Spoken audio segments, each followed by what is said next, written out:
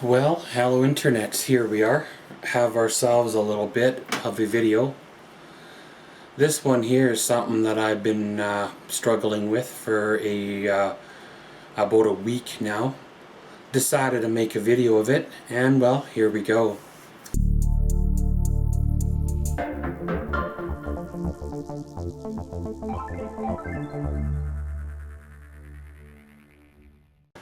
Well, with the decline of shopping in a local brick and mortar kind of store and the rise of online shopping, I have found myself in the last couple of years ordering more and more from online stores.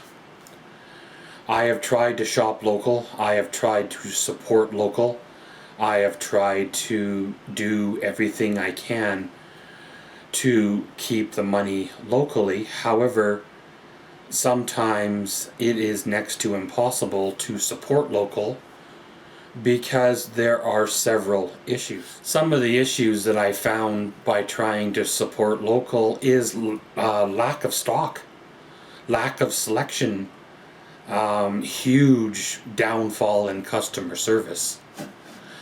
And I thought, maybe it's just because, I'm getting old and cranky and all of these little 20-year-old kids running around have no respect for old people nowadays like me, which very well could be some of the problem. But when you walk into a store and the shelves are empty and it's not even holiday time yet where people are buying Christmas stuff, you kind of wonder what's going on. How come they're not stocking these things anymore?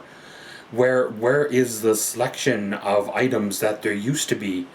Now you're kind of pigeonholed into buying like one specific item, one specific brand. There's no more shopping and no more making your own choices. It's just being pigeonholed to buying this one thing. So you go turn to an online source. You start shopping around on buying sites, making your own decisions, reading reviews, comparing products. You find a product you like, you click on it, you pay for it, ship it out, and it gets sent your way. I have ordered I don't know what it's been, how many items in total over the last couple of years. Everything from project supplies like wheels and hinges and screws and construction type tools, to painting supplies, to clothing, to various things. Many of these things that I could not find locally at all anymore. And most of the packages arrive within this specific time. Most of the packages arrive in good shape, the contents of them. Most of the items I never really had an issue with. I had one item that did arrive damaged, and I contacted the seller and haven't heard nothing back, but hey, that's the risk you take. I had one item that was not what it was said in the ad, and when I contacted the seller, I got no reply. However, this item, it was still 99.9% usable the way it was. It just didn't include the crappy cheap dollar store contents like paints and brushes and stuff that I probably wouldn't have used myself anyway. I probably would have ended up re-gifting him to a special niece in my life for her painting. It would have been nice to have had them. I contacted the seller, never heard nothing back, still like a month and a half or so later. And one of the items that I ordered didn't even arrive at all. I waited a few days. It said it was delivered, which it was not delivered. I have a post office box in the Canada Post facility, so it did not get stolen by a porch pirate after it was dropped off on my unguarded doorstep. I've eliminated that risk there. Canada Post takes down your name and your phone number and the tracking number on a scrap piece of paper and then never really calls you back. You wait a couple of days and you ask Canada Post again. They take down your name and number on a scrap piece of paper and you never hear from them again. So you wait a couple more days and you're thinking, well, what should I do? Should I try to contact the website where I bought it from? Do I try to contact the seller? Do I try Canada Post again? I gave Canada Post one more try, and once again, scrap piece of paper, my name, tracking number, never hear from them again. So I got digging around trying to find how to contact the seller. And there's no seller information. There's no way to contact the seller from the site third-party site that you bought this item from. How are you supposed to contact the seller if there's no way to contact them? How are you supposed to fix this situation if they make it difficult? I tried to refund my money. Well, how do you refund your money on an item you did not receive when there's no box to say did not receive? There's for faulty item or broken item or unsatisfactory item. So you try unsatisfactory because it's really the only options they give you. And then they want you to tracking number and ship it back. Well, how do I ship something back?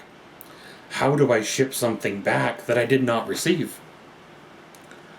So I found a company name on the header of the ad on the third-party site.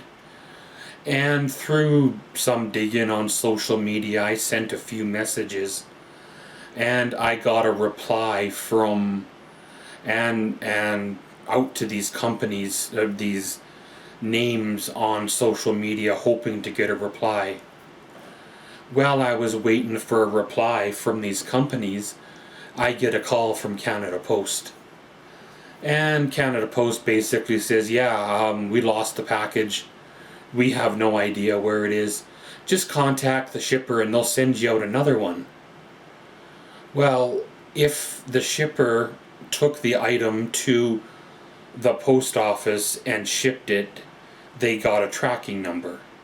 That valid tracking number, they had to pay for the shipping.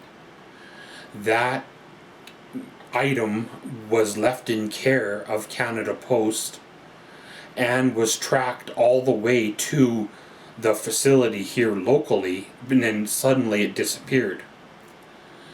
Now, is it the shipper's fault that the item got lost when it was put in care of Canada Post? Or is it Canada's Post for being incompetent and losing a package that was left in their care?